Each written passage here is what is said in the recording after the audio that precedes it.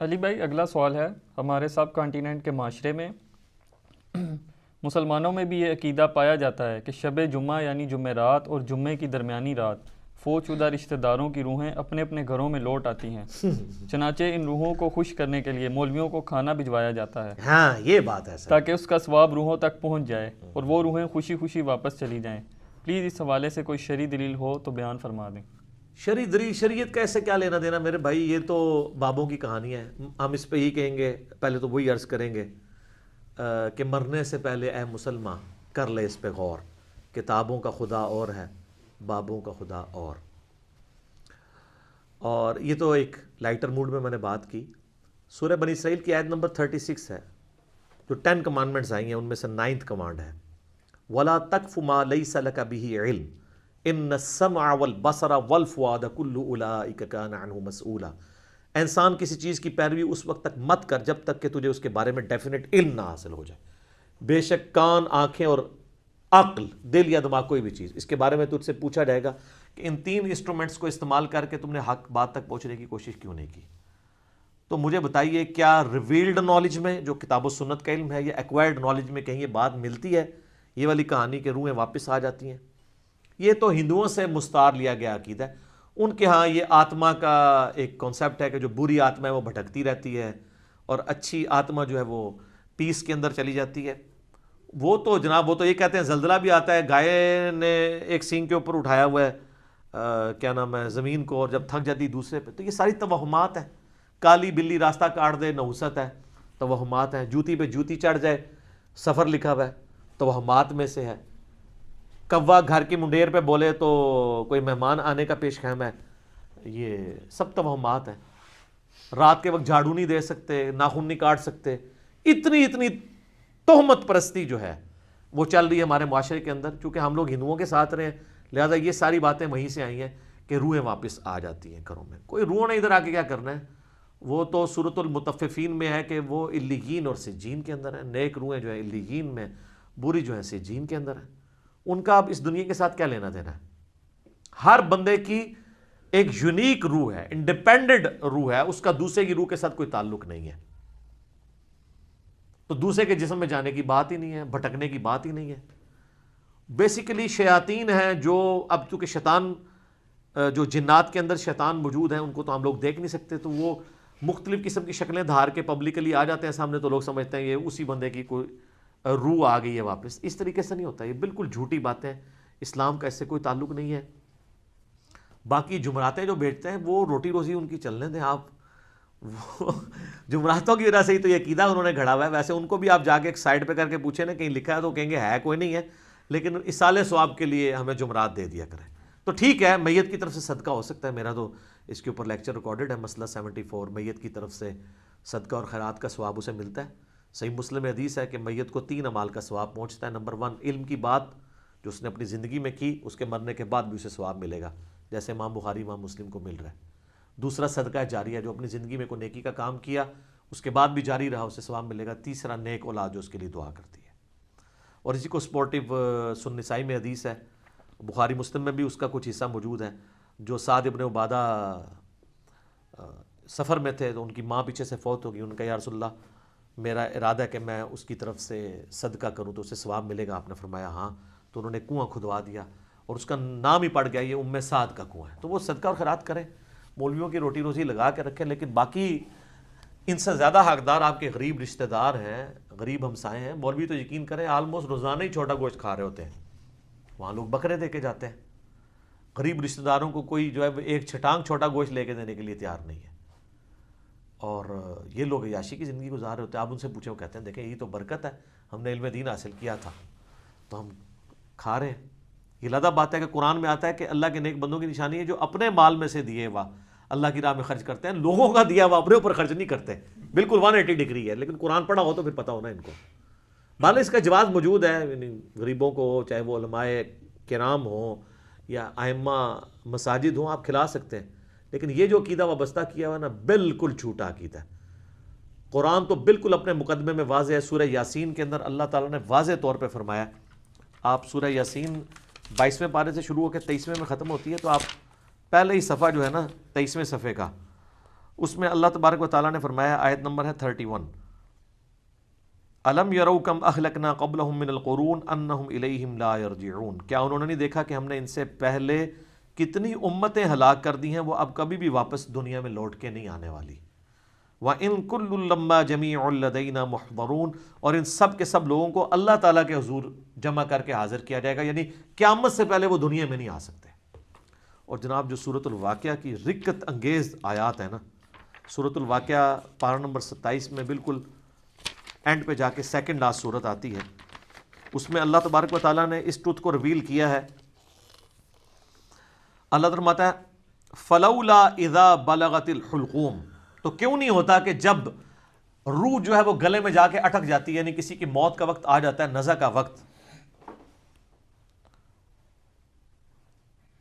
وَأَنْتُمْ حِينَئِذٍ تَنْظُرُونَ، اور تم اس وقت وہاں پہ موجود یہ سب کچھ دیکھ رہے ہوتے ہو کہ ایک بندے کی روح نکل رہی ہے، تو روح واپس کیوں نہیں لا سکتے؟ وہ آگے ذکر آئے گا اس کا، وَنَحْنُ أَقْرَبُ إِلَيْهِ مِنْكُمْ وَلَكِنْ لَا تُبْصِرُونَ، اور ہم مرنے والے کے تم سے بھی زیادہ قریب ہوتے ہیں لیکن تمہیں نظر نہیں آ رہے ہوتے۔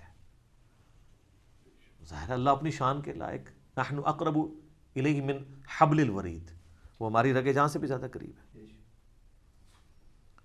فلولا ان کنتم غیر مدینین، تو تم کیوں نہیں جو ہے وہ بدلے دکھ کے دین کے معاملے میں کوئی اسکیپ روٹ کیوں نہیں اختیار کر لیتے؟ کہاں بھاگ کے جا سکتے ہو تم؟ ترجعونہا ان کنتم صادقین، تو لوٹا لو نا اس کی روح اگر تم سچے ہو تو، مرے ہوئے کو واپس لے آؤ۔ تو یہ اللہ تعالیٰ نے بیسیکلی اس کا کانٹیکس یہ چل رہا ہے کہ اللہ تعالیٰ یہ بتا رہا ہے کہ اس کائنات کا کریٹر میں ہوں، زندگی موت کا مالک میں ہوں، اگر تم سمجھتے ہو یہ تمہارے اختیار میں ہے تو جو مر رہا ہوتا ہے اس وقت تم بھی کس پرسی کے ساتھ پاس ہی کھڑے ہوتے ہو، تو اس کی روح کیوں نہیں لوٹا لیتے؟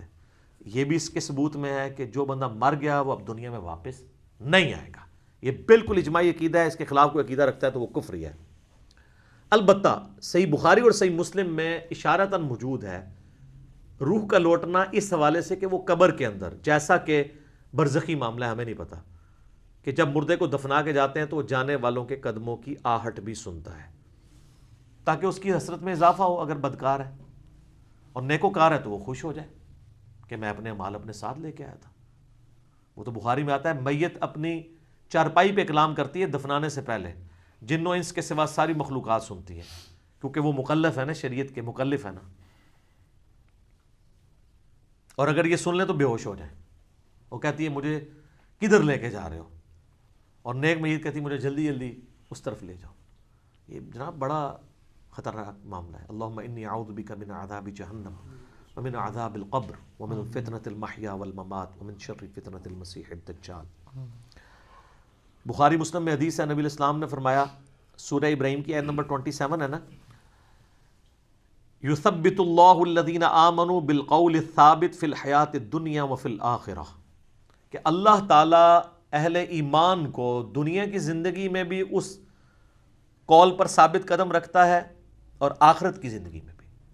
تو نبی علیہ السلام سے پوچھا کہ یہ کون سا قول ہے، تو آپ نے فرمایا لا الہ الا اللہ محمد رسول اللہ، اور آپ فرمایا یہ دنیا اور آخرت میں اس سے مراد یہ کہ جب انسان کو قبر میں رکھا جاتا ہے تو اس سے قبر میں سوال کیے جاتے ہیں، من ربو کا، تو وہ کہتا ہے کہ میرا رب اللہ ہے، میرا نبی محمد ہے صلی اللہ علیہ وآلہ وسلم۔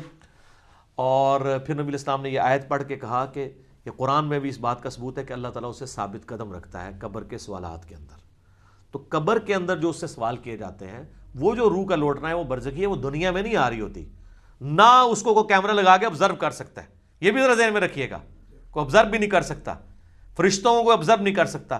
کیمرے یا یہ فزیکل ورلڈ کی چیزیں فزیکل انسٹرومنٹ سے آبزرو ہو سکتی ہیں، جو عالم برزخ کی چیزیں وہ آبزرو نہیں ہو سکتی ہیں۔ پھر بخاری مسلم میں حدیث ہے، نبی علیہ السلام نے فرمایا کہ قبر میں میرے بارے میں بھی پوچھا جاتا ہے، ما کنت تقول فی ھذا الرجل، اس مرد کے بارے میں تو کیا کہا کرتا تھا؟ وہ کہتا نہیں حضور دکھائے جاتے ہیں نا قبر میں، نہ، ابو داؤد میں الفاظ ہے الذی بعث فیکم، ہم اس مرد کی بات کر رہے ہیں جو تم میں مبعوث ہوا تھا۔ تو وہ کہتا ہے ہوا محمد رسول اللہ، وہ تو محمد تھے اللہ کے رسول۔ وہ تھرڈ پرسن کے سیغے میں خطاب کر رہا ہوتا ہے، ورنہ تو وہ کہتا سیکنڈ پرسن میں کہتا ہذا محمد رسول اللہ، یہ اللہ کے رسول محمد ہے، کہتا وہ تو محمد رسول اللہ ہے۔ اس میں میرا کلپ بھی ہے نا، قبر میں 3 نہیں 4 سوال ہوں گے۔ ترمذی میں تو حدیث ہے مر ربو کا، ما دینو کا، من نبیو کا، تیرا رب کون، تیرا دین کیا، تیرا نبی کون، تو کدا مقلد، تو کہنے فڑکے دا، تیری کیڑی مسیتی، تیرا کیڑا بابا، اے کوئی نہیں بھائی، اے زمین دے اتے ہوتے ہیں، زمین دے اندر اللہ کا سکہ چلتا ہے۔ ادھر بھی ان کا چل رہا ہے کہ اللہ نے کھلی چھٹی دی بھی ہے، مرنے کے بعد محمد رسول اللہ کا سکہ چلتا ہے، اللہ کا سکہ چلتا ہے۔ ابو داؤد میں آتا ہے کہ جو مؤمن ہے نا وہ یہ کہتا ہے کہ ربی اللہ، اور کہتا ہے دین الاسلام، اور کہتا ہے ہوا محمد رسول اللہ۔ تو چوتھا سوال پھر ہوتا ہے، یہ 3 سوال ہیں، قبر کے 4 سوال میرا ایک کلپ بھی ہے۔ وہ فرشتے کہتے ہیں تجھے کیسے پتا چلا؟ وہ کہتا ہے میں نے اللہ کی کتاب پڑھی تو میں نبی علیہ السلام پہ ایمان لایا، ان کے سچ ہونے کی تصدیق کی، تو پھر اس کے لیے جنت کی کھڑکی کھول دی جاتی ہے۔ یہ چوتھا سوال ہے کہ اسے پتا، تو جنہیں کتاب پڑھی نہیں اور وہ حافظ قرآن علی نہیں پڑھتا، ترجمے نال پڑھ رہا ہے، تائیں انہوں پتہ لگتا ہے نا کہ وچ کے لکھے ہے، ورنہ تو نہیں پتہ چلے گا۔ اور بخاری میں ہے کہ منافق سے جب سوال ہوتے ہیں تو ہر سوال کے جواب میں کہتا ہے لا ادری لا ادری، ہائے آتا لا ادری لا ادری، ہائے افسوس مجھے کچھ پتہ نہیں ہے، بولے اعوذ باللہ تعالی۔ تو فرشتے اسے تو چوتھا سوال پھر کرتے ہیں، جب وہ کہتا ہے نا مجھے کچھ پتہ نہیں، تو وہ پھر کہتا ہے کہ میں تو وہی کہتا تھا جو لوگ کہتے تھے، سنا کے سنی، یعنی ہم تو شروع سے ہی یہ ہیں، ہم تو شروع سے ہی یہاں آج مانتے ہیں، میں تو یہی کہتا تھا۔ تو فرشتے کہتے ہیں لا دریتا ولا تلیتا، کیا تو نے خود ادراک کرنے کی کوشش نہیں کی، خود پڑھنے کی کوشش نہیں کی، یا کوئی ایسا شخص جو تجھے بتا دیتا اگر تو پڑھنا نہیں جانتا تھا؟ تو فرشتے پھر اسے گرز مارتے ہیں، اور زمین و آسمان کی ہر مخلوق اس کی آواز سنتی ہے سوائے جن و انس کے، اگر یہ سن لیں تو بے ہوش ہو جائیں۔ اور حقیقت بات ہے کہ آپ اتنے بڑے بڑے جو بزرگ دفنا کے آتے ہیں نا، ان کے گرز کی آواز اگر آپ کو آئے نا تو رحمت اللہ لے کہنا چھوڑ دو تسی، یہ شکر اللہ نے پردہ رکھا ہوا، باہر آواز نہیں آتی ہے۔ تو یہاں پہ روحوں والا معاملہ ہے، لیکن وہ بھی اب روحوں کے ساتھ ساتھ آپ نے کتنے بزرگوں کو بیچ میں جو ہے وہ نکلوا دیا، لیکن یہ حقیقت ہے، یہ کتابوں کا دین ہے جی، یہ بابوں کا دین نہیں ہے۔ تو ہمارا تو مقصد یہ ہے کہ لوگوں کو کتابوں کے دین کے ساتھ جوڑیں بابوں کی بجائے، اور بابے وہ جو کتابوں کے ماننے والے ہیں، جو کتابوں کو نہیں مانتے وہ تو گستاخ بابے ہیں، ان کی بات ماننے کے لیے تیار نہیں۔ یہ روحوں والا عقیدہ بھی بابوں کا گھڑا ہوا ہے۔ یہ اذانیں شروع ہونے لگی ہیں، انشاءاللہ بقیہ کے سوالات اذانوں کے وقفے کے بعد۔